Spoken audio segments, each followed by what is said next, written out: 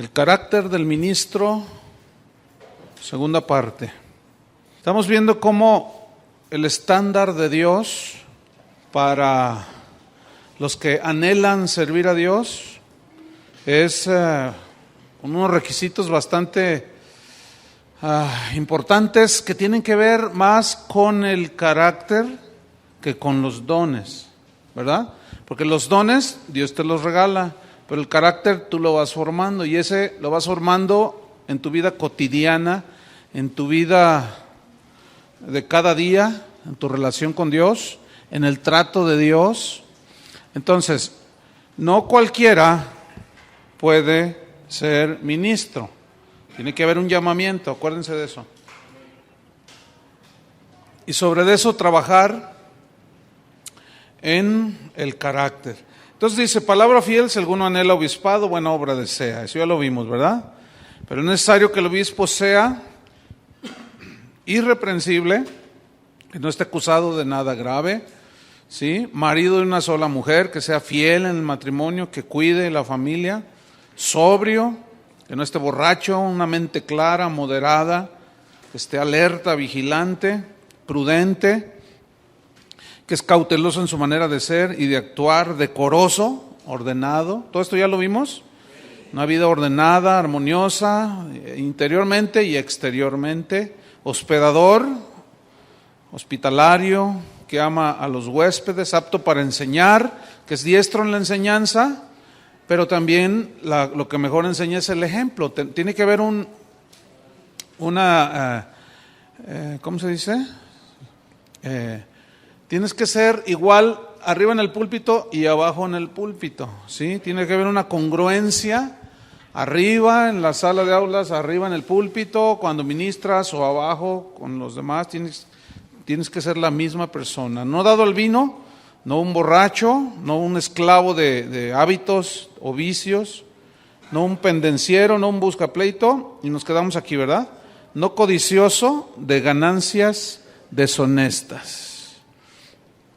Esto habla de que hay ganancias honestas, porque si dice que hay ganancias deshonestas, es que hay ganancias honestas. Hay una manera honesta de ganarte la vida, ¿no es cierto? Hablando de una manera así secular, pues trabajando honradamente, siendo íntegro, recto, sin hacer trampas, etcétera. Pero también hay una manera deshonesta de ganarte el dinero, evadiendo los impuestos, mintiendo, fraudeando, dando gato por liebre. Si tú vendes en el tianguis o en un mercado y das kilos de 800 gramos, pues eso es un fraude, ¿verdad? Y eso no debe ser practicado por un cristiano. Entonces hay maneras honestas de ganarse la vida y hay maneras deshonestas de obtener también ganancia. Y el siervo de Dios, los ministros, dice la Biblia, no deben ser codiciosos de ganancias deshonestas. Hay una manera honesta de ganar el pan cuando se sirve a Dios, ¿sí? Hay una manera honesta, pero también hay una manera deshonesta. ¿Cuál es la manera honesta? Cuando el ministro confía plenamente en Dios, que Dios va a suplir sus necesidades, pero hay maneras deshonestas también de obtener dinero. Por ejemplo, aquí surge una pregunta. ¿Qué de los cantantes, o puede un cantante o un predicador cobrar por ministrar? ¿Puede o no puede? No, sí puede. Pero ahora, la otra pregunta, ¿debe ponerle un precio? Entonces, ¿qué con los que le ponen un precio? ¿Qué con los que ponen como condición el mejor hotel de la ciudad, el mejor cuarto, tantos miles de dólares de tarifa? ¿Qué con esos? ¿Vieron cómo abundan? ¿Qué con esos?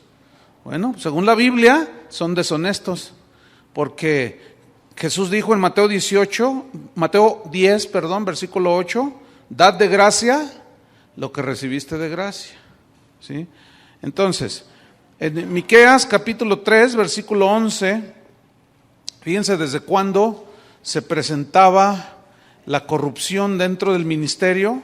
Miqueas capítulo 3, versículo 11, hablando de sus políticos y de sus líderes espirituales, dice, sus jefes juzgan por cohecho y sus sacerdotes enseñan, ¿por qué? Por precio. ¿Ve? Y sus profetas adivinan por dinero.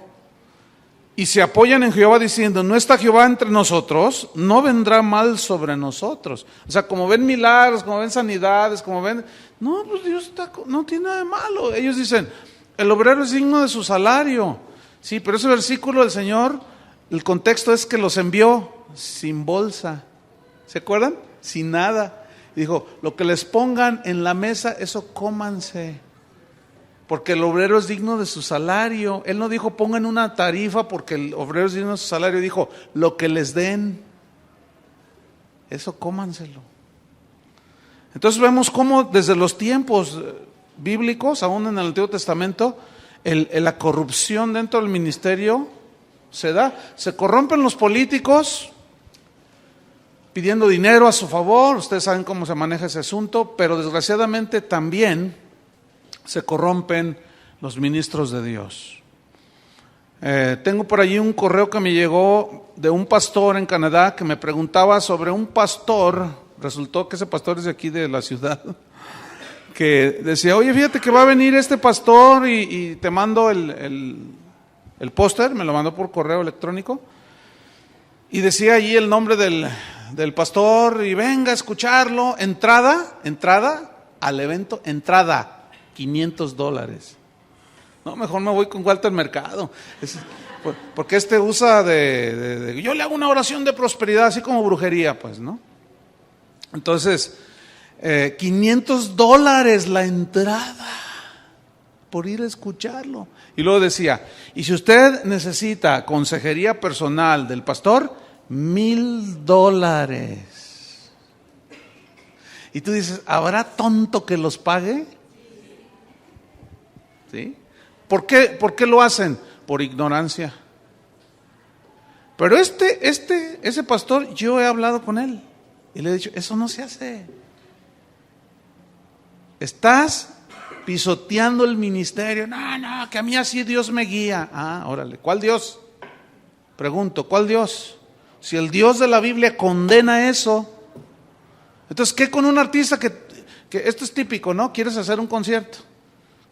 Dizque para bendecir a Dios, dizque para evangelizar, y luego te pone un precio el cantante, ¿verdad? Entonces tú tienes que poner un precio de la entrada, y claro, para que te quede a ti una ganancia. ¿Se vale eso? No se vale. La única manera en que Dios honestamente suple para las necesidades de la iglesia y el que sirve a Cristo es a través de la misma iglesia, del ministerio.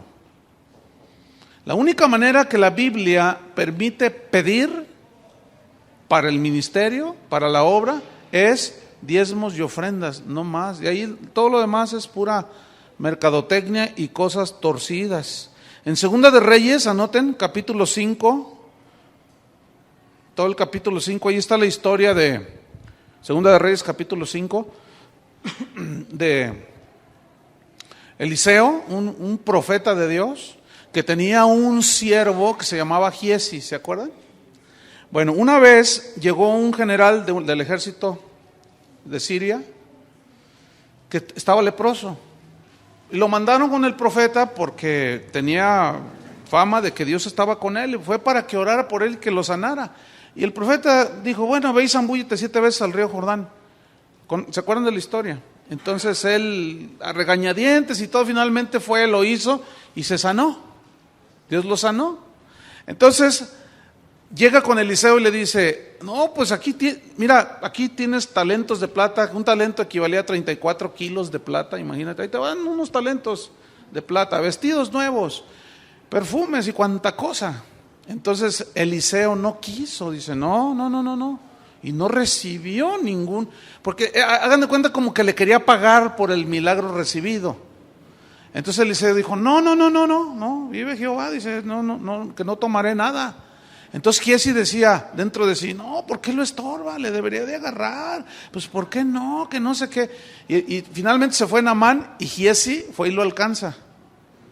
Y le dice, oye, le llegaron huéspedes al profeta y pues me mandó a que le regalaras unos talentos de plata y unos vestidos. Sí, ¿cómo no? Le dice, y le manda kilos de plata y ropa nueva. Entonces cuando va y los esconde, y cuando llega Giesi enfrente de Eliseo, le dice a Eliseo, ¿dónde andabas? No, dice, en ningún lado, yo no he salido. Y dice, ¿no estaba allí mi corazón? O sea, en el espíritu, Dios le mostró lo que estaba haciendo este cuate. Entonces dice la escritura, ¿no les dice, hermano, que si le cierran la puerta de ahí del auditorio mayor? Para que no interfiera con la música. Entonces le dice, la lepra que tenía Naamán se te pasará a ti. Y en ese momento se llenó de lepra. Y ahí vemos, escuchen bien, a alguien que está junto a un ministro y que se aprovecha. Esos son los secretarios. Vieran cómo muchos cantantes muy famosos, predicadores muy famosos tienen su secretario o su secretaria, los que les coordinan sus actividades, sus compromisos. Hasta allí todo está bien. Pero si un predicador, si un cantante tiene un secretario, tiene que saber qué es lo que hace el secretario, ¿no es cierto? Tiene que saber. Entonces, una vez, no hace mucho, me llegó un correo de un cantante famosísimo, de la oficina de él, y el correo estaba firmado por la gerente de ese ministerio. Es un cantante muy famoso. Entonces decía, pastor, pues un saludo, y nosotros servimos a la iglesia y ponemos a disposición todos los cantantes que nosotros manejamos. Estas son sus tarifas. Fulano de tal, $7,000 por tanto. Si enseña, tanto. Si da concierto, tanto. Si viaja con músicos, tanto. Pero tienen que ser boletos en primera. Mira, todo el correo allí, ¿no? Entonces, yo le hablo a uno de los que estaban ahí en la tarifa, que es amigo mío, y le dije, ¿tú andas en esta onda? No, yo no sabía. Me dice, ¿cómo que no sabía? No te hagas. Entonces le mando un correo al cantante famoso, diciéndole, parece que fue inútil todas las veces que hablé contigo de que no cayeras en esto. Dije, te corrompiste y te estás prostituyendo. No, habían de ver el correo que me regresó. No se imaginan. Horrible. Me dice que me creo el Mesías de Guadalajara, que quién soy yo para cuestionarlo, que a poco no cobro yo, que él tiene pruebas de que yo cobro. Entonces yo le dije, a ver, yo tengo pruebas de que tú lo estás haciendo, muéstrame pruebas. Dice, bueno, yo no las tengo como tú las tienes, dice, pero ¿a poco cada semana en tu iglesia no te pagan por predicar? Y le digo, ay, te estás pasando de listo. ¿Se fijan cómo se salió de la tangente? Porque la Biblia dice que el que predica el evangelio debe de vivir del evangelio, debe de participar de allí. ¿Quién sirve al altar y no participa del altar? Dice Pablo a los Corintios. Está la cosa terrible, hermanos. Finalmente, bueno, ahí quedó el asunto, pero después se quiso disculpar diciendo que la gerente de la oficina fue iniciativa de ella y que ella no sabía que estaba promocionando a los cantantes con tarifa. ¿Tú crees? O sea, eso pues nadie se lo cree, ¿verdad? Entonces Jesús dijo, den de gracia lo que recibieron de gracia. Entonces tú, si sirvas a Dios, no puedes estar pensando en el dinero que vas a obtener. Y lo que es peor, ¿verdad? Si Dios te empieza a usar, pues te van a empezar a llegar invitaciones, van a querer que vayas aquí, van a querer que vayas allá, y tú vas a empezar a ministrar, probablemente. Y te va a tocar algo como esto, mira. Alguien te invita a un evento de 200 personas, poquitas ovejitas. Y después alguien te llama y te dice, queremos invitarte a un evento, tal fecha. Entonces tú checas tu agenda Les digo porque a mí me pasó esto. Entonces le digo, no, fíjate que no puedo porque tengo comprometido ya. ¿A dónde vas a ir? No, pues voy a estar en un lugar X. No, hombre, allí no van a llegar ni 500 personas, acá son más de 10,000. Cancélales y vente para acá, acá te vamos a dar más ofrenda. Así se manejan, son unos corruptos de primera. Entonces yo le dije, no, le dije, ¿sabes una cosa? Te equivocaste, conmigo te equivocaste. Le dije, mi palabra no tiene precio. A mí no me importa si son 100, 50, 200 o 20,000. No, pero que mira, que ándale, que ven, que no sé qué. Y le dije, ¿sabes una cosa? Ni me vuelvas a hablar. Yo no quiero ser ni tu amigo ni tu conocido. Haz de cuenta que nunca te conozco. No, esa gente, hermanos, son horribles y están metidos en el ministerio, desgraciadamente. Entonces ustedes deben de cuidar todo eso y rechazarlo y ¿cómo se dice? Y confrontarlo. No se debe. La Biblia es clara, no codicioso de ganancias deshonestas. ¿Y qué con el pacto con Dios por $50? Y nosotros oramos y para que Dios lo bendiga. ¿Qué con eso? Menos. O sea, no se puede pagar por las bendiciones de Dios. Todo eso es corrupción. ¿Saben cómo es? Es como cuando tú vas a hacer un trámite que es gratuito al gobierno. Entonces están allí los empleados y dicen, bueno, así es gratuito, pero pues dame 10,000 pesos y yo te agilizo los trámites. Y si tú le das esos 10,000, ya te corrompiste igual que él. Es que mi tiempo es oro, tu tiempo está podrido. ¿Cuál oro? Es como el que le da a un agente de tránsito, tú te pasas un alto, él te quiere multar, te hace la insinuación, bueno, pues nos podemos arreglar. Pues ¿cómo no, mi estimado? ¿Verdad? Entonces tú ya le das para que no te multe, porque mira, la multa te va a salir en 500, dame 300 o 200 y ya. Corrupción, hermanos. ¿Saben que Dios aborrece eso? Sin embargo, el ministerio, el de hoy, está tan corrupto, hermanos, que miren, conozco historias de primera mano que si se las cuento, por eso me dicen que exagerado, mejor ni se las cuento. Pues luego dicen que soy bien exagerado. Pero de primera mano, así que yo trato los asuntos, que yo veo cómo se mueve la cosa, hermanos. Es una tristeza. Por eso tenemos que levantar una nueva generación de ministros con una mentalidad nueva, sin corrupción, aunque vas a ser tentado, te van a tentar, el diablo te va a tentar. Si cantas bonito te va a tentar, si predicas bien te va a tentar el diablo. Les voy a contar una historia nada más. Esto me sucedió de recién empezábamos casa de oración. Tendríamos que ya unos 6 meses de haber empezado. Entonces llegó a buscarme un hombre que yo conocía, porque él estaba en la iglesia donde yo había salido. Y me dijo, Chuy, te ando buscando porque Dios me mostró que tú vas a levantar una iglesia en el norte de México. Y él es un hombre muy rico, pero riquísimo, Y me dijo, así es que agarra tus cosas, es más, no, deja todo, me dice. Y vámonos, allá por Culiacán. Y le dije, no, espérame. Dice, mira, ya tengo un terreno. Yo te voy a construir un auditorio para 1,000 personas. Y en aquel entonces, hace 25 años, un auditorio para 1,000 personas es como decir, hoy te construí un auditorio para 10,000. Así. O sea, el equivalente, ¿no? Y dice, a todo lujo el auditorio. Dice, mira, te voy a regalar una casa, te voy a regalar un auto nuevo y te voy a dar $3,000 mensuales.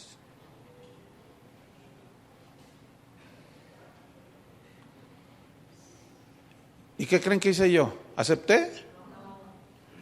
¿Fui tentado? Sí. Pero yo sabía que Dios me tenía aquí.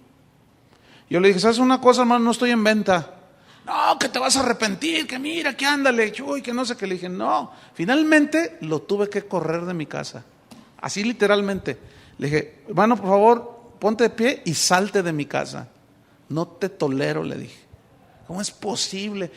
¿Qué te dan esos muchachos marihuanos? Me dice. Porque él sabía que yo había empezado con todos los conchuitos, pues, de ahí habían salido, pues, como todos. ¿Qué te dan esos marihuanos? ¿Y saben qué comía yo? Puras verduras.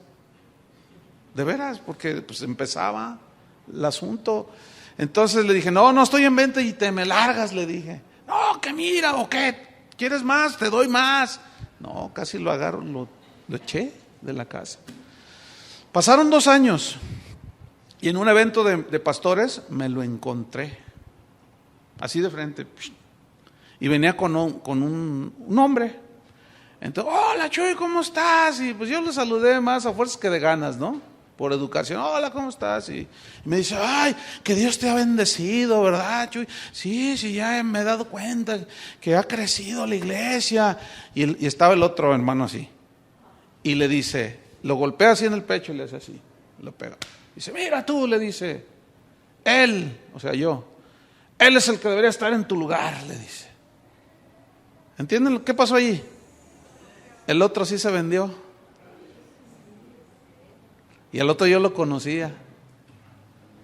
Y dejó una iglesia donde él estaba ministrando para aceptar. Pero imagínense, mira tú. O sea, bueno, de ese tipo de tentaciones no he tenido 1, ni 2, ni 3. Van a ser tentados, hermanos. ¿Qué vas a hacer? Pues ahorita todos dicen, no, pues sí, ahorita pero si estás en una necesidad, yo no tenía para pagar la renta, yo no tenía ni para comer, y Dios permitió esa tentación. ¿Qué vas a hacer? Yo ya sé lo que es eso, yo ya pasé por esa etapa, ¿sí? Pero ¿qué vas a hacer? Y allí es donde muchos quedan a la mitad del camino, hermanos, se venden por 30 monedas de plata. La mayoría de los cantantes prostitutos que andan ahí cantando, que se venden y cobran y todo eso, a todos esos yo personalmente les he hablado, les he dicho, porque muchos de ellos yo los vine a hacer, muchos de ellos me tocó impulsarlos a mí, fíjense, en el ministerio de la alabanza. Y hablé con ellos claramente. Me acuerdo de un tico, no se vale decir nombres, ¿verdad? Pero lloraba y me decía, Chuy, estaba chiquillo, jovencito. Chuy, yo quiero servir a Dios, ora por mí, ora por mí. Sí, mira, y yo le ponía las manos, lloraba y le aconsejaba y empezó a crecer. Y no, que quién sabe qué, y que servir a Dios. Y lo habían de ver ahorita cómo anda. Hasta maquillista trae. Es una vergüenza. Y también, pero más mexicanos, no nada más tico. Digo tico porque ellos es paisano vuestro. Pero yo estoy más avergonzado que ustedes porque hay más mexicanos corruptos que ticos corruptos. Es horrible lo que está pasando, hermanos. Pero ninguno de esos puede decir que nadie les dijo, ¿eh? Ahora, cuando tú quieres vivir como dice la Biblia, no vas a ser muy popular. Y no va a haber muchos que te van a querer. Y va a haber muchos que te van a atacar. Pero los que tienen corazón recto y su corazón es para Dios, se van a dar cuenta que lo que tú vives y dices está en la Biblia. Y eso es lo que te debe de importar. Lo demás, que digan misa, ¿verdad? Entonces, volvamos allí a Timoteo. No codicioso de ganancias deshonestas, sino amable. Esto significa de espíritu suave, o sea, gentil. Una persona que es amable es precisamente eso, amable, que es fácil amar por como es, pero él también sabe amar. Y una persona que es amable, que es suave, que es gentil, es una persona que perdona las ofensas rápidamente. ¿Sí? Eso es algo que todo ministro debe de saber manejar y tratar con su corazón. Porque ofensas siempre las vamos a tener en contra. Así como ofendemos, de alguna manera también nos ofenden. ¿Estamos? Pero tú debes de entender esto. Hay un principio. Yo, como ministro, decido ofenderme o pasar por alto la ofensa. Yo decido amargarme o yo decido ser libre. No sé si me explico. Por ejemplo, alguien te calumnia, alguien dice algo, como lo que les comentaba de que yo me fui a Argentina, supuestamente decía un ministro por allí, que porque mi esposa me había engañado y que ella estaba embarazada y que nos fuimos para X, ¿no? Ya les conté eso. Entonces, si yo no sé manejar esa situación en mi corazón, ¿sí? Yo me puedo amargar, puedo agarrar represalias y venganza. La hermana que me preguntó me dijo, ¿quiere que le diga quién es? Le dije, no quiero ni saber, no me interesa saber. Y hasta la fecha, nunca supe. Pero si me doy por ofendido, ¿quién fue a ver? Entonces ahí ya entras en una situación peligrosa porque te puedes amargar, ¿me entienden? Y puedes empezar a tomar venganza por ti mismo. Y eso nunca lo hagan, hermanos. Nunca lo hagan. Siempre cuando tengas broncas así, que te digan que, mira, tú descansa en el Señor, perdona y deja que sea Dios el que trate el asunto. La Biblia dice, mía es la venganza, yo pagaré, dice el Señor. Les voy a contar una historia bien tremenda. Porque yo aprendí eso y eso ha guardado mi corazón por tantos años en el ministerio. Yo soy un hombre libre, a pesar de que hay conflictos y cosas, pero yo soy un hombre libre, o sea, yo no estoy amargado, yo duermo tranquilo, tengo la conciencia tranquila, porque he decidido vivir sin esa cosa, ¿sí?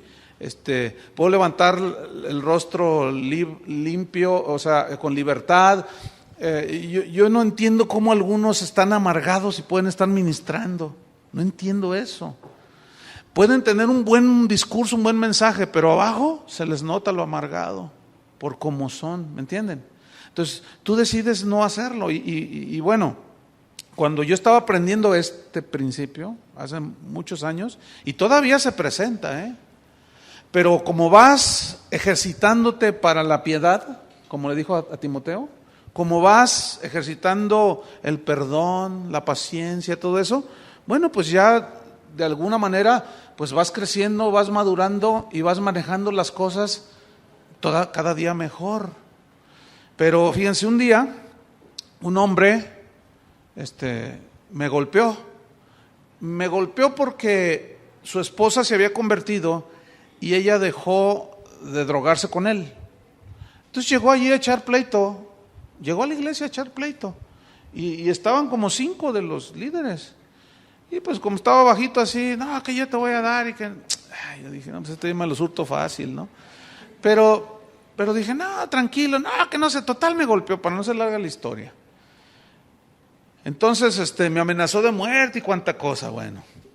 Y de pronto, bueno, cuando él me da el primer golpe que me descontó, me tiró al suelo y pues cuando te pegan así todo esto, pues te sangras, es muy aparatoso, ¿no? Entonces, cuando yo me estoy levantando, la primera reacción en la humanidad es surtírtelo también, ¿no? Dije, no, 2, 3 patines y va para abajo, ¿no? Pero cuando yo me iba levantando, el Señor me habló y me dijo, baja las manos, así. Entonces, y vieran, allí fue una prueba bien tremenda, pero tremenda. Y yo bajé las manos. Y me dice, ¿qué? ¿No te vas a poner? Le dije, no, y que me da otro. 2 veces me descontó. Entonces, bueno, se fue. Y empieza la prueba. No, pues tú te lo pudiste haber golpeado, tú te lo pudiste haber. Pues sí, no, pues mira, si te busca, pues, ponle una para que se aplaque. Y empieza la cosa. Entonces yo dije, no, y luchaba con eso, ¿me entienden? Y un día que lo veo, dije, no, hasta con un soplo. Ay, sí. Bueno, es que estaba más bajito, pues. Estaba muy delgadito y no, pues la verdad, 2, 3 ahí me los hurto, ¿no? Pero ahí estaba la tentación y dije, no, y luché contra eso. Finalmente dije, no, y si me vuelve a golpear, que me golpee, no le hace. Y el Señor me dijo, déjamelo a mí, déjame arreglar cuentas a mí. Les estoy hablando de hace 24 años de este caso. Bueno, fíjense lo que pasó. La familia del que me golpeó, el papá se convirtió, el hermano de él se convirtió. Pasaron unos años, como 3 años, 2, 3 años, y un día saludé aquí a su hermano y le dije, oye, ¿dónde está tu hermano? ¿Dónde anda? Y luego me dice, ¿no supiste lo que le pasó? Le dije, no, ¿qué le pasó? Y luego me dice, pues es que, fíjate que se metió de policía. Dice, se metió de policía y pues resulta que, pues andaba también de malandrín, ya sabes, ¿no? Entonces se agarró con unos ladrones ahí, pero también él andaba robando y le dieron 2 balazos. Ah, ¿cómo? Y luego me dice él, su hermano de él, así llorando, me dice, ¿sabes dónde le dieron los balazos? Le digo, no. Dice, mira, uno aquí y otro aquí, porque me dio aquí y me dio aquí. Y esa fue una lección tan tremenda. Yo dije, no, yo jamás voy a meter la mano. Yo no me voy a defender. No, mejor que sea Dios. Y en todos estos 25 años, hermano, he sufrido todo tipo de agresión, físicas pero no me he vengado. Y les voy a decir algo, yo he visto cómo Dios ha tratado. Miren, dejen que Dios sea el que se los hurta.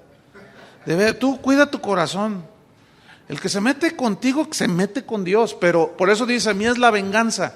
Porque si tú tomas venganza por ti mismo, dice Santiago, que en la ira del hombre, en el enojo del hombre, no obra la justicia de Dios. No obra. Entonces tú tratas de vengarte, que te dicen, y luego tú te la agarras de represalia y ya te estás poniendo tú en el lugar de Dios. Y te metes en problemas. Pero si tú, ahora sí pones la otra mejilla y tú guardas tu corazón, mira, Dios es el que trata con las personas. Y les puedo contar un montón de testimonios, hermano, pero un montón. De cómo este principio de guardar tu corazón es imprescindible en el ministerio, para que no te amargues, ¿sí? Entonces, ¿qué más debe ser? No codicioso de ganancias deshonestas, sino amable. ¿Qué más? Apacible. Esto se tradujo del griego amojos, con J, amojos, que significa pacífico, sin agitaciones. Apacible significa alguien que no está dispuesto a pelear. ¿Ven? No se refiere, en este caso de apacible, fíjense, no se refiere a violencia física, sino a no ser contencioso. Pero ¿conocen gente que siempre está como insidiosos ahí metiendo cizaña? Siempre están diciendo, no, que quién sabe. A eso se refiere. Miren, hay iglesias donde está el equipo de pastores y no falta alguien así, que siempre está inconforme, siempre está diciendo cosas, o sea, pero no da soluciones.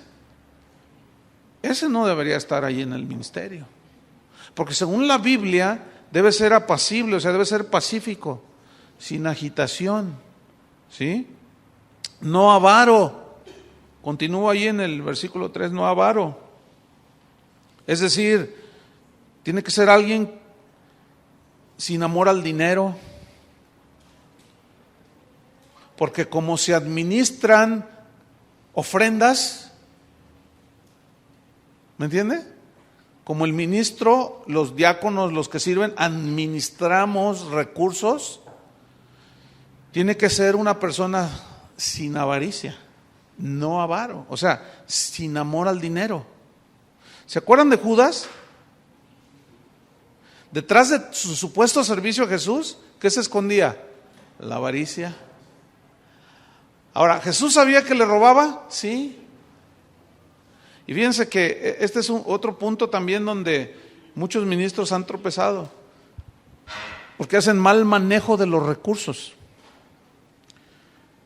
Y de las fraudes, porque son fraudes más comunes que los ministros o en el ministerio se cometen, es cuando un pastor o algunos pastores piden una ofrenda que para ponerle techo al auditorio, por ejemplo, necesitamos 100,000 pesos, hermanos, para ponerle el techo. Entonces la gente está ahí dando, se juntan los 100,000 pesos y el pastor se va de vacaciones y se gasta 60,000. Nunca hagan eso. ¿Oyeron?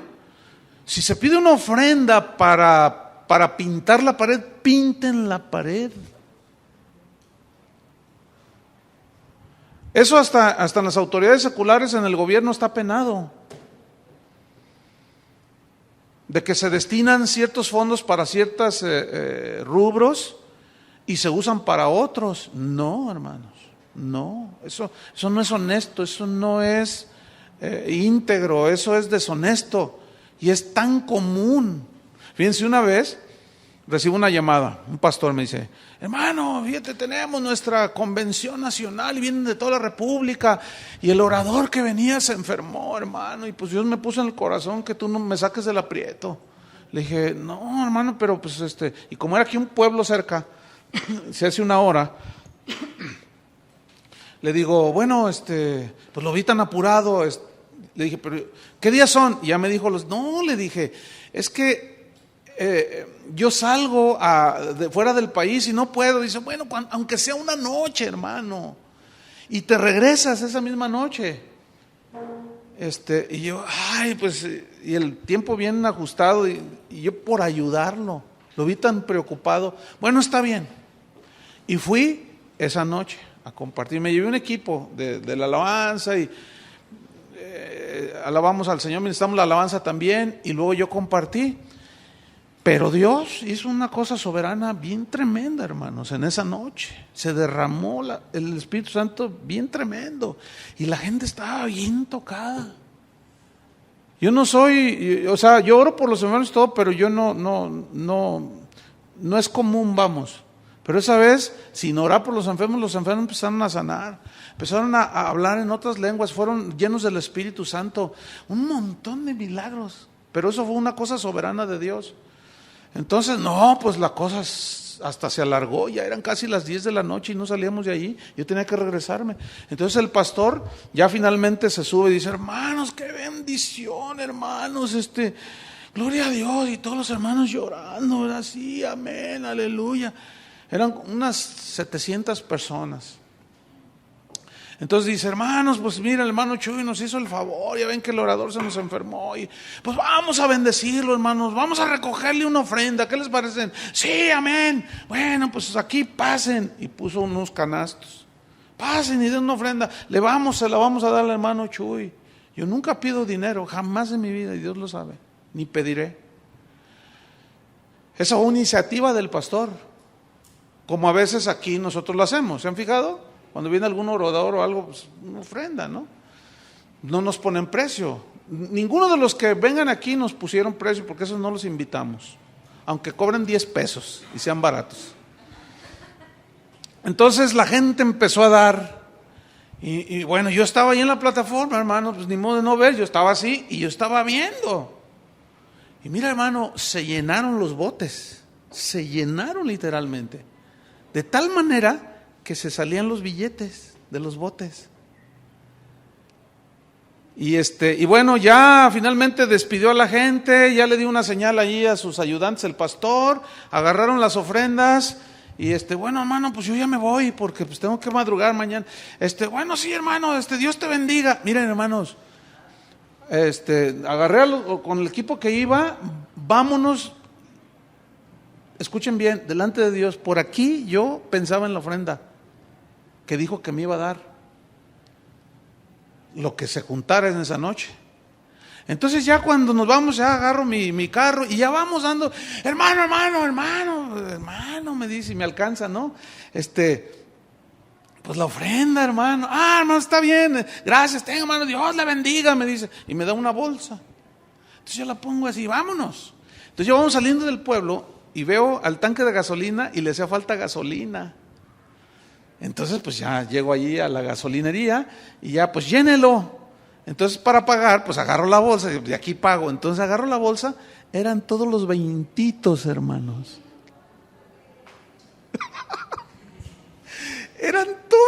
moneditas, ni siquiera las de a 10 pesos. Entonces, bueno, yo hice así y puros, saqué y pagué, ¿no? Entonces ya me vine y yo dije, no puede ser posible. Fíjate nomás. Qué increíble, ¿no? Pues así se las gastan, hermano. Eso es tan común en muchos ministros, hermano.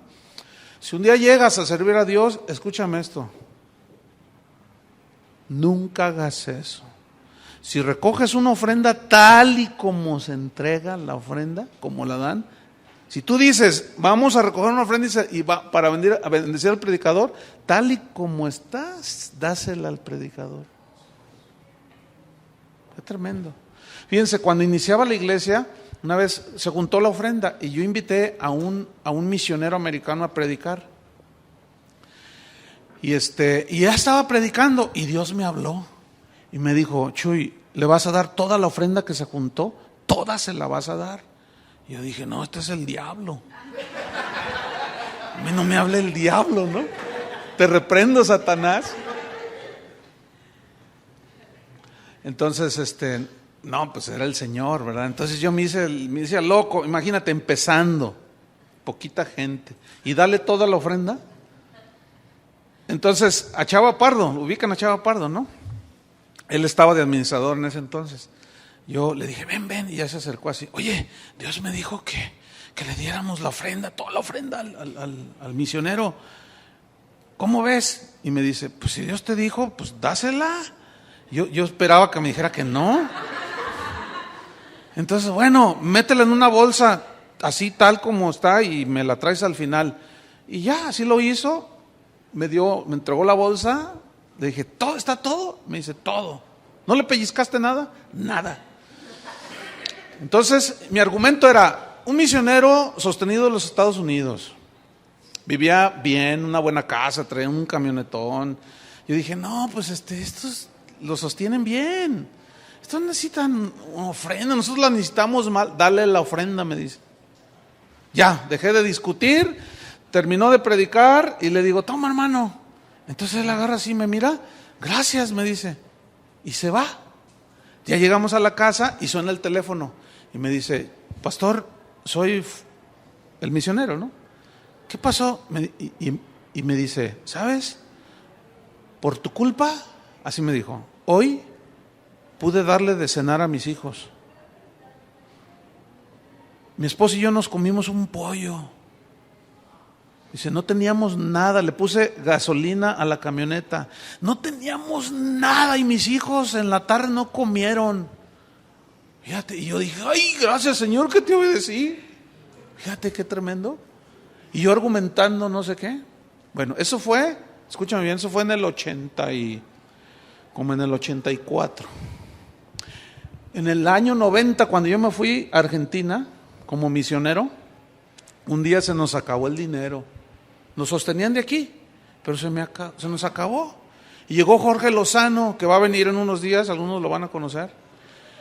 Y me dice, oye, ¿no tienes dinero? Le digo, no, se me acabó. Ay, dice, oye, pues vamos a ver si llegó la provisión. Y fuimos al correo y yo me quedé en la camioneta y ya él se baja y dice, no hay nada, pero hay una carta para ti, me dice.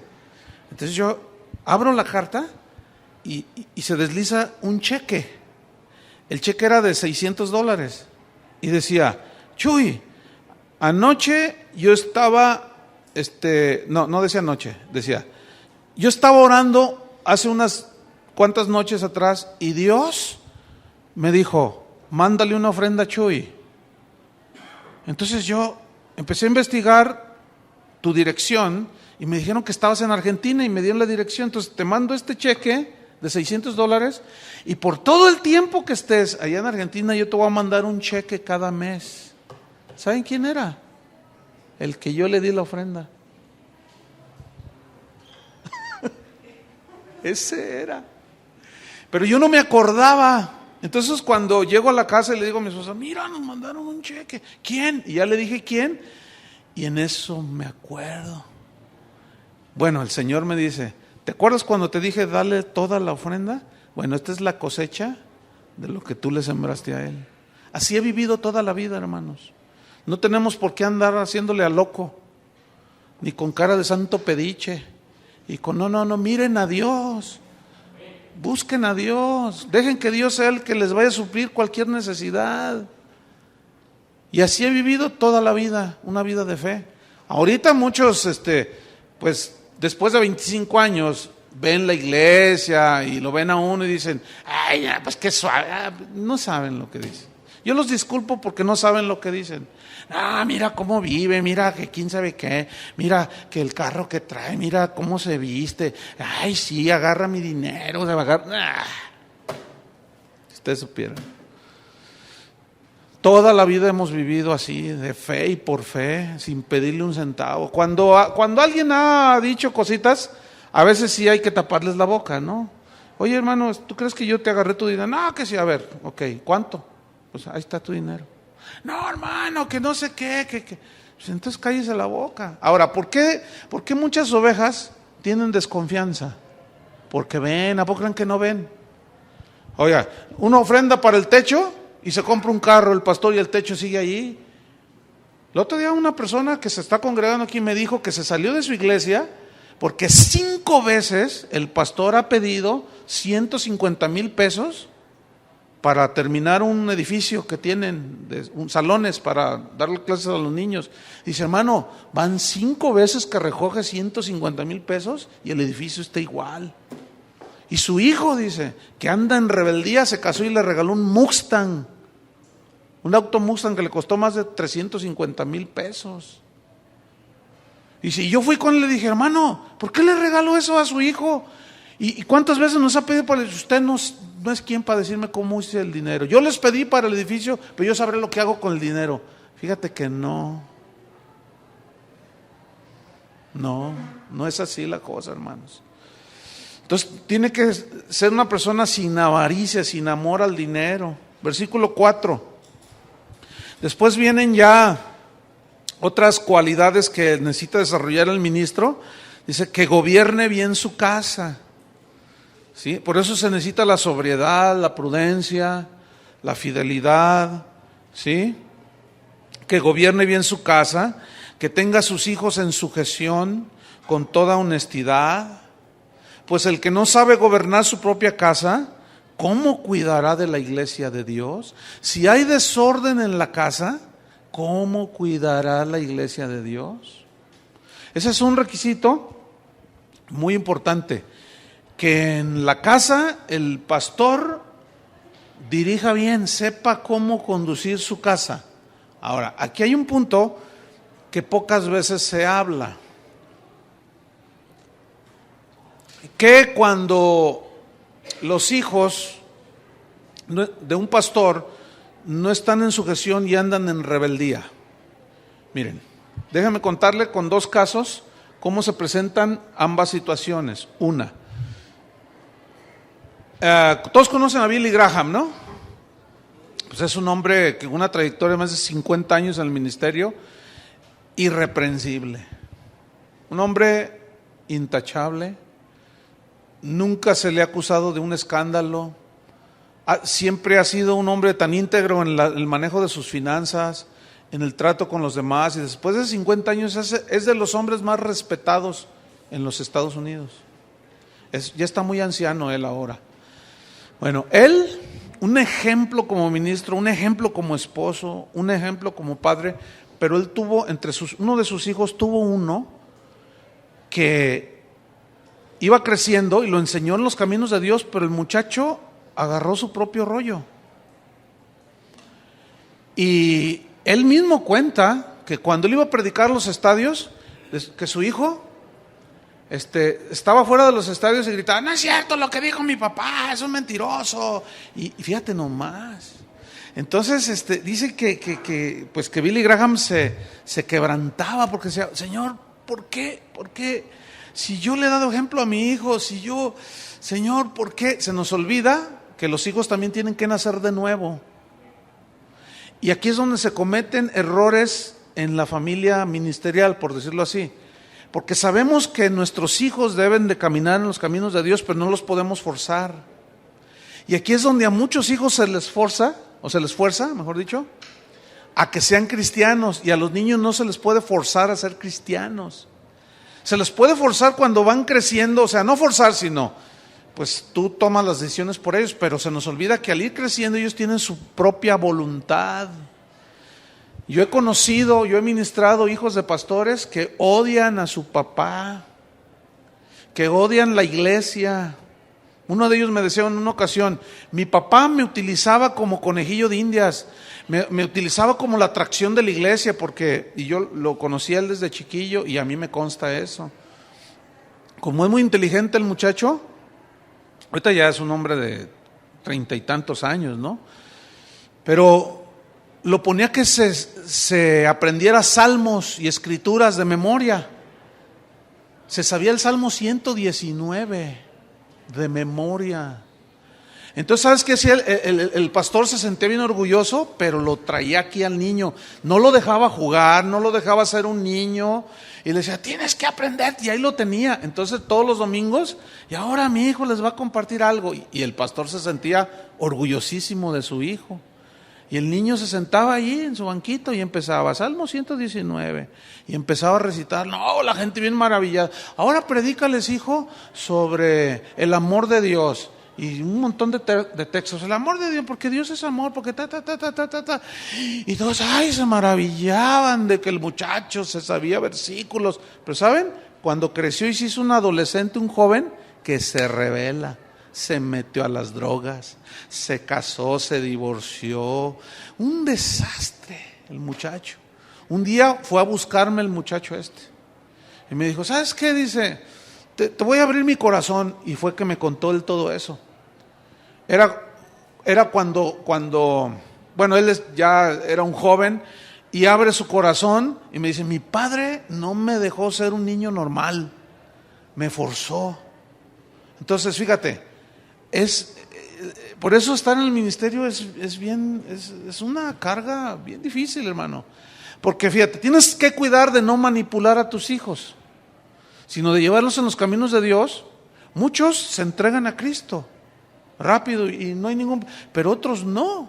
Una vez estaba en una convención, éramos 5 oradores y nos fuimos a cenar, y mientras nos servían empezaron a platicar. Y uno le dice, oye, ¿cuántos hijos tienes? Todos somos como de la misma edad, ¿no? ¿Cuántos hijos tienes? Le preguntan a uno. Dice, no, pues tengo 2. ¿Y cómo te ha ido con ellos? No, dice, acabo de descubrir que mi hijo fuma marihuana, dice. ¿Cómo? Dice, y mi muchacha anda con un novio que no es cristiano. Y le pregunta, ¿y a ti cómo te ha ido? ¿Cuántos hijos tienes? 3, dice, 3 muchachas. Y dice, no, dice, me acabo de enterar que una se acaba de embarazar, no sé ni de quién es. Y yo así asustado. Y luego dice, ¿y a ti cuántos hijos tienes? Yo tengo un hijo. Y tú, dice, no, hombre, el otro día se me puso al brinco el muchacho, que no quería ir a la iglesia y que no lo forzara y que me golpeaba así. Y ya cuando llegó conmigo, ¿y tú? Yo dije, no, yo estoy en la gloria. Porque si bien apenas mi hijo no tiene mucho de convertido, conoce mucho la Biblia, pero él tiene poquito que se convirtió, no tiene mucho. Pero yo batallaba, yo decía, porque tú los quieres ver sirviendo al Señor, tú los quieres ver bien entregados, pues ese es el anhelo de cualquier pastor, pero entendiendo este equilibrio, ¿entienden? Siempre pidiéndole a Dios sabiduría, esperando hasta que Dios hiciera la obra en oración ahí, que eso también te ayuda a estar agarrado de Dios, ¿no? Dios sabe cómo trata también. Pero para no hacer largo el asunto, y el otro ejemplo, finalmente de Billy Graham, ¿no? Pasaron más de 30 años para que su hijo, que se llama Franklin, que ahorita es el director del ministerio de Billy Graham, se convirtiera, fíjense nomás. Ahora, ¿qué pasó allí? ¿No fue ejemplo? Sí fue ejemplo. O sea, cuando dice aquí que gobierne bien su casa, significa que ponga los estándares de la palabra de Dios y todo, pero eso no garantiza, escúchenme, que automáticamente sus hijos van a seguir a Dios. ¿Se acuerdan de Elí? Ese no puso los parámetros, ese los dejaba pecar. Una vez, hace unos años, mi hijo dijo una mala palabra. Entonces le dije, a ver, ven para acá. Fíjate, le dije, quiero que me digas una sola vez que tú me hayas escuchado que yo haya dicho una sola mala palabra. Una, dime una. No, pues no. Entonces, de mí no es el ejemplo. Yo sé que lo agarraste de la calle, pero ¿sabes una cosa? Esta es la casa, esta es nuestra casa, es mi casa, es la casa de Dios y necesitas respetar aquí. Cuando tú me oigas que yo digo malas palabras, entonces tú dilas. Luego un día que le grita a su mamá, no, que tú, que quién sabe qué, a ver, ven para acá. Fíjate, escuchen, ¿cuándo has visto que yo le grite a tu mamá? No, pues nunca. Entonces, o sea, cuídate que le estás dando ejemplo a tus hijos. Porque si no le das ejemplo y quieres que ellos van a seguir tu mal ejemplo. Ahora fíjense, qué cosas. Hay cada caso, hermanos.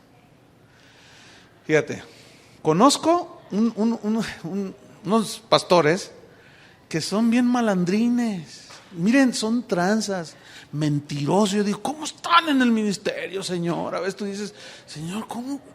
¿Por qué permites? Un día le dije, Señor, ¿por qué permites? Y el Señor me respondió, para que sepan distinguir entre los que son de veras y los que no son.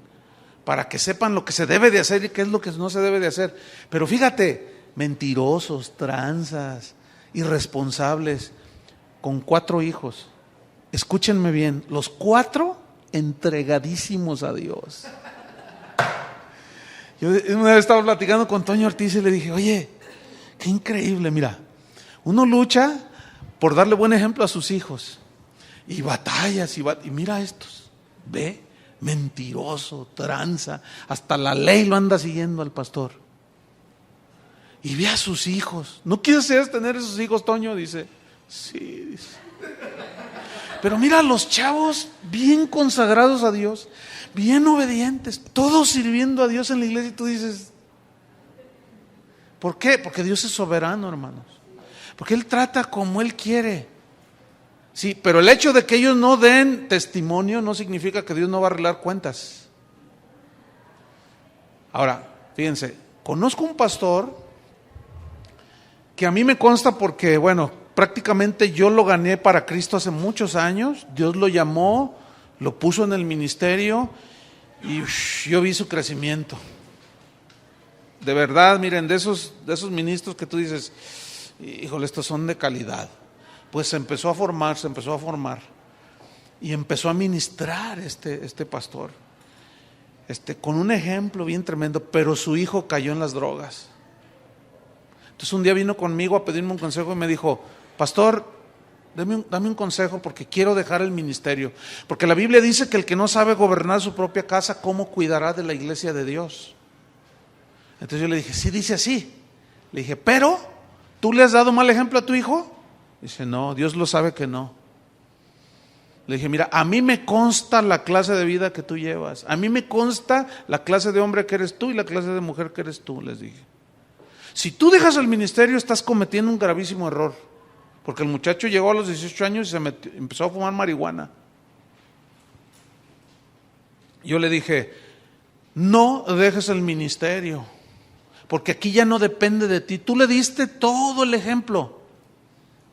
No dejes el ministerio. Finalmente, él estaba luchando porque decía, es que me siento tan mal que yo me pare en el púlpito y empiece a enseñar cuando mi hijo está en las drogas, cuando mi hijo fuma marihuana. Le dije, sí, pero tienes que entender de que eso ya no dependió de ti. Tú le enseñaste desde que el niño nació. Yo los conozco desde que tenía nada más un niñito. Tenía como 2 años. Entonces le dije, a mí me consta, hay otros pastores aquí que te conocen, que meten las manos por ti. De manera que no dejas el ministerio, no dejó el ministerio, gracias a Dios. Siguió sirviendo a Dios. Dios lo ha bendecido tanto y ahora su hijo ya se convirtió. Pero se convirtió como hasta los 24 años de edad.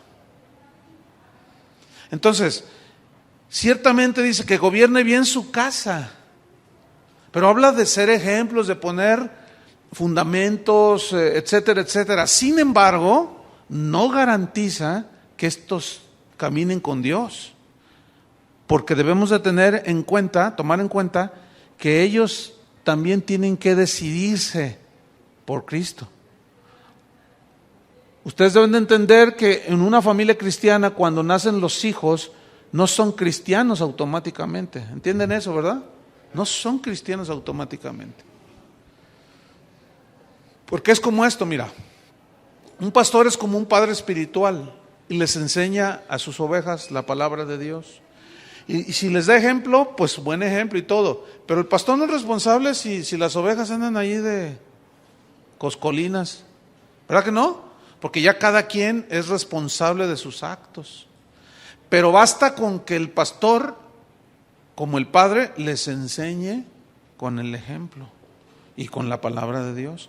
Entonces, que sea, ¿qué más dice? Que gobierne bien su casa. Pues el que no sabe gobernar su propia casa, ¿cómo cuidará de la iglesia de Dios? Versículo 6 dice, no un neófito. No un neófito significa no un recién plantado, no un nuevo. Neo es nuevo, un recién convertido. No un neófito, no sea que envaneciéndose caiga en la condenación del diablo. Nada más este principio ha metido a muchas iglesias en muchos problemas, y más con el sistema ese de reproducción de líderes al vapor, como es el G12, que en 3 meses ya eres líder de una célula, y eres líder de no sé cuántos, y eres líder de no sé más allá. Y entonces la gente puede estar recién convertida 3 meses, y a los 3 meses ya ser líder de una célula, ya pastorear, no, por favor. Esos son neófitos. Son nuevos, recién convertidos. Y no es así, hermanos. No, tiene que haber un proceso, tiene que haber un llamamiento, ¿me entiende? Entonces, fíjese, déjame contarle una historia que me sucedió hace como 4 años aquí. Había un hermano que tenía 6 meses de convertido. Él es un psicólogo, y él daba clases, pláticas motivacionales en las empresas sobre productividad, y les levantaba el ánimo. Ustedes saben de esos motivadores, ¿no? El campeón que está en ti, tú puedes, todo ese rollo, ¿no? Entonces él asumió que porque motivaba a los del mundo allá afuera, él podía hacerlo aquí adentro. Tenía 6 meses de convertido, y un día pidió una cita conmigo, y yo lo recibí. A tus órdenes, me dice, quiero que me ponga una iglesia, pastor. Le dije, pues si no son taquerías, oye. ¿Cómo que me ponga una iglesia? Sí, yo quiero que usted me ponga una iglesia, porque yo ya estoy capacitado para, no sabe que yo hago esto y esto. No, le dije, el hecho de que tú motives allá a los cabritos no quiere decir que vas a pastorear a las ovejas. No, que usted no cree en los dones, en el potencial que la gente tiene. No, claro que sí. Pues me tomé esa noche, eran las 7, eran las 11 de la noche, y yo explicándole cómo era el proceso de la formación de un líder, de alguien que Dios quiere poner en el ministerio. Y él nomás me miraba así, le dije, no, mira, es un proceso. Fue la última vez que lo vi yo. ¿No les quieres decir a los que están ahí que bajen la voz, a cualquiera de ustedes, que alguien meta orden ahí, porfa, ¿no? Entonces, se me fue, ¿qué estaba? Ok. Esa fue la última vez que lo vi. A este hermano neófito. Muy psicólogo, pero un neófito en las cosas de Dios. Bueno, al mes que me doy cuenta que ya había abierto una iglesia.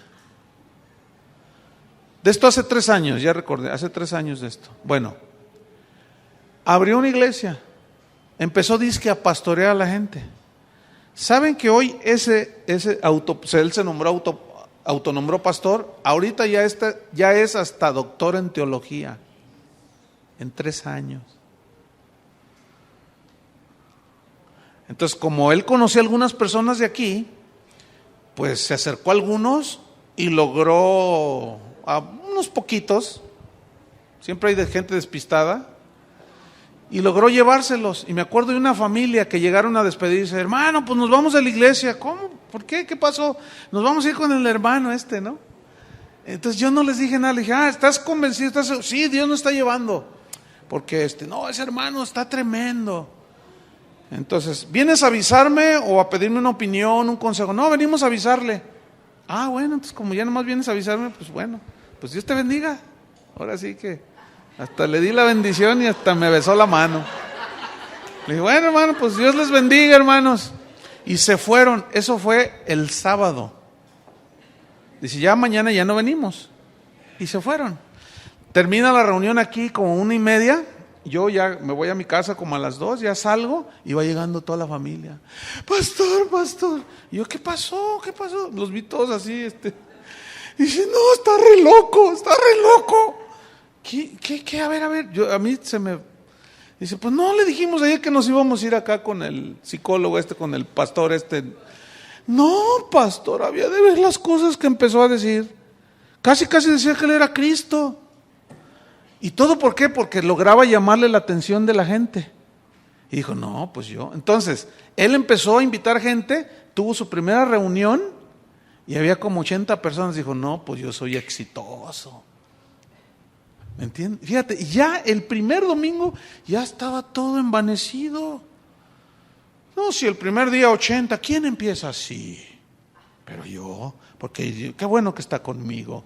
Conmigo usted no se va a perder, ¿no? Y ahí tengo yo las grabaciones. Una de barrabasadas que decía el pobre tipo. Bueno, ahorita es doctor en teología, en 3 años. Y la Biblia es clarísima. Bueno, un dato más. Su mamá y su hermana asisten aquí. Entonces, ellos nunca se fueron con él. Entonces un día su hermana se acercó conmigo y me saludó y le dije: oye, ¿y tu hermano no ha querido que te vayas con ellos? Dice: sí, dice, pero ay, pastor, dice, pues le voy a decir una cosa, dice: mire, si hay alguien tranza, ese es mi hermano. Y yo nomás así, dice: no, es con el último que nos irá. ¿Verdad, mamá? Dice: yo no sé qué pasa con mi hijo, ahora ella dice que es pastor. Es con el último que nos irá. Es tan mentiroso. Mire, ay, pastor. Dice: nada más ve a su esposa cómo la trae. Nada más véala. Y tú ves a la esposa y así, mira. No levantan así. Porque la trae aquí. Un neófito. No puede. Entonces, tiene que haber un desarrollo, un crecimiento. Hay que ir a la madurez. Cuando Moisés fue llamado a ser libertador de Israel, no lo fue luego, ¿verdad que no? En el caso de él fueron 40 años en el desierto. Josué creció al lado de él. Eliseo al lado de Elías. Entonces, tiene que haber un proceso, ¿entienden? Un tiempo. Uno puede empezar a servir, obviamente, ¿no? Yo me acuerdo cuando Dios me llamó al ministerio desde que nos convertimos, pero no estuvimos luego. Pero lavábamos los baños, limpiábamos la iglesia, pintábamos las paredes, lavaba los baños. Si yo les contara, un día a mi esposa, la andaba yo buscando. ¿Y dónde está? Pues allá está en el patio, me dijeron. Y ahí voy yo: Vicky, ¿dónde estás? Vicky, le hago: acá estoy. Y luego estaba una escalera grandísima y que volteó, estaba allá arriba pintando. Y le digo: ¿qué estás haciendo ahí? Me asustó. Dice: pues estoy pintando. Era una barda así altísima y estaba trepada allá pintando. Así empezamos, hermano. Muchos creen que porque ya saben Juan 3:16, ya quieren predicar. No, de veras. Mira, un día hay unos hermanos aquí, ellos han permanecido desde siempre aquí, pero teníamos como 1 año que había empezado la iglesia. Entonces una vez él llegó, él ya pues es una persona formada ya, pero en aquel tiempo me dice, ponme a predicar, me dice. Y le digo, no, ¿por qué te voy a poner a predicar? Es que Dios me dijo. Pues a mí no me ha dicho. No, lo que pasa es que tú bloqueas mi ministerio y que quién se... No, le digo, es que tú estás en formación. ¿Qué les vas a dar? Puro conocimiento intelectual. Le dije, si yo estoy en formación, ¿cuánto más tú? No, que quién sabe qué. Y se puso así, y entonces empezaba a decir cosas. Y que me dice el Señor, ponlo. Y dice, ay, Señor, pues tú dices que no, ponlo. Yo sabía que era Dios. Yo dije, Señor, pero si tú mismo dices que un neófito, ponlo a predicar. Entonces voy y le digo, ¿sabes qué? Predica el domingo. Ah, sí, ahora sí ya te habló el Señor. Le digo, sí, ahora sí ya me habló. Pero yo estaba todo sacado de onda, hermanos. Pues ándenles, que llegue el domingo. Bueno, pues hoy tenemos el debut de un predicador. Pues yo estaba, Señor, pues qué onda, ¿no? Y se sube, ¿no? Ya lo presenté. Y, bueno, hermanos, abran su Biblia en tal versículo. Bueno, porque la Biblia dice que el Señor caminó por Jerusalén, entonces de pronto pues iba por allí y entonces el Señor Dios le dijo, entonces que se agarra a llorar.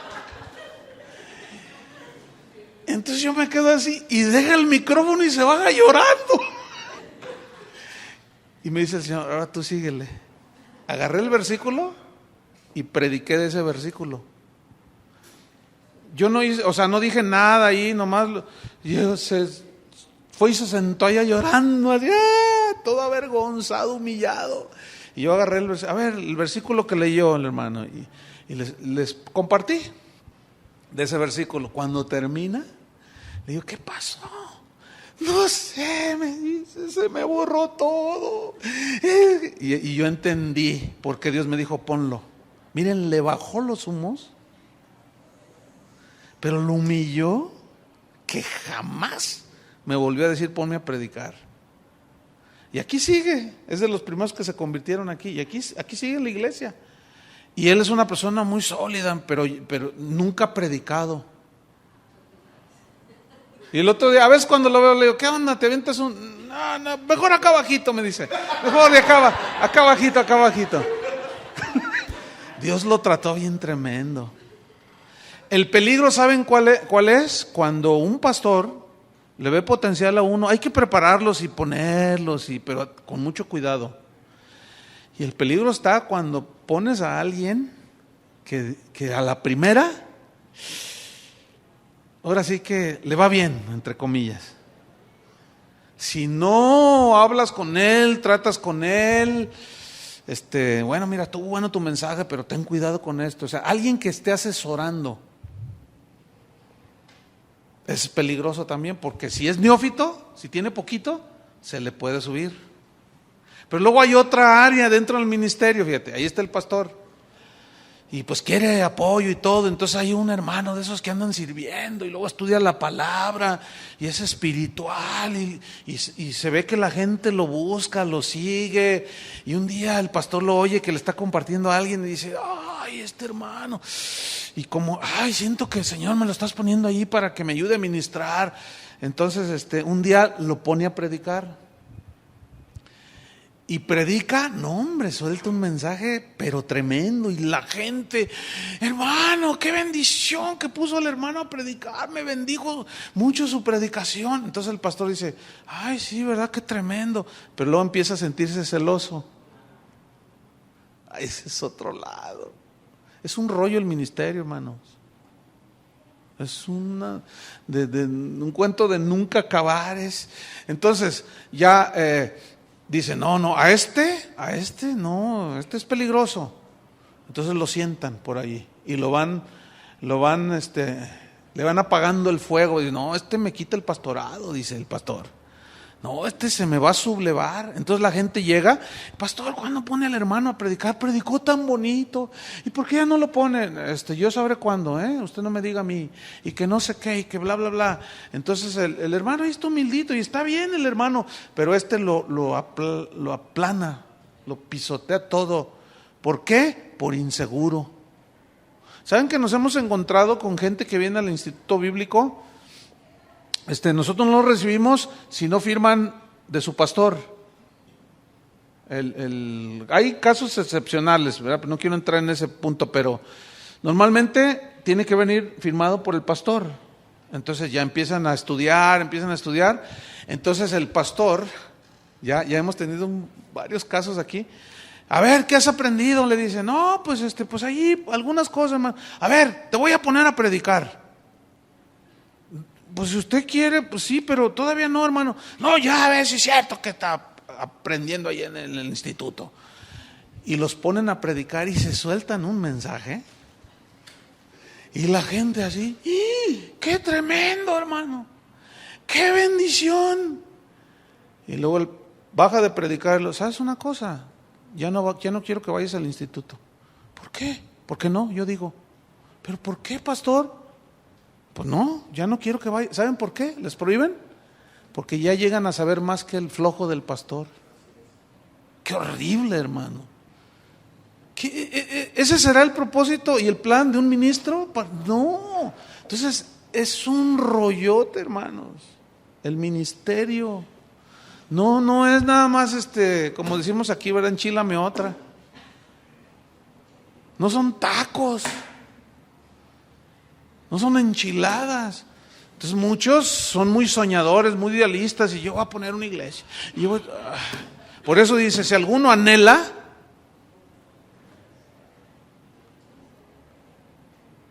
si alguna buena obra desea, pero es necesario. ¿Ven? Así es que, bueno, alguien dijo una vez, oye, no, pues ¿quién va a llenar todos esos requisitos? No, pues seguramente nadie, pero empezamos por algo, ¿no es cierto? Vamos a terminar. No un neófito, no sea que amaneciendo se caiga en la condenación del diablo. Versículo 7, también es necesario que tenga buen testimonio de los de afuera. ¿Qué piensan tus vecinos de ti? No, ese se cree muy pastor, pero si lo había de ver cómo le pega a la esposa. Yo lo oigo cuando hasta la maldice. Ay, sí, muy cristiano. Yo lo veo salir con su Biblia. Yo soy más cristiano que ese. Una vez un pastor dice, no, para el requisito de los futuros ministros, ve y pregúntale a los vecinos. Ve y pregúntale. Porque aquí dice, ¿no? Es necesario que tenga buen testimonio de los de afuera. O sea, ¿qué piensan? Bueno, es un aleluya, pero la verdad es un hombre derecho. La verdad es, no, yo, mis respetos. Yo no lo creeré mucho lo que dicen, pero es una buena familia. Ah, qué diferente. Pero si te peleas con todos los vecinos y te oyen todas las palabrotas que le dices a los niños, no estás calificado para el ministerio. Porque dice que tenga buen testimonio de los de afuera para que no caiga en ¿qué? En descrédito y en lazo del diablo, o sea, que sea tropiezo. Descrédito del evangelio, de él mismo, y que sea piedra de tropiezo. Entonces, bueno, si alguno anhela obispado, buena obra desea, ¿verdad? Ahí están unos principios que yo espero que les ayuden, nunca los olviden, ¿de acuerdo? Y hay que vivirlos. ¿Bien? Ok.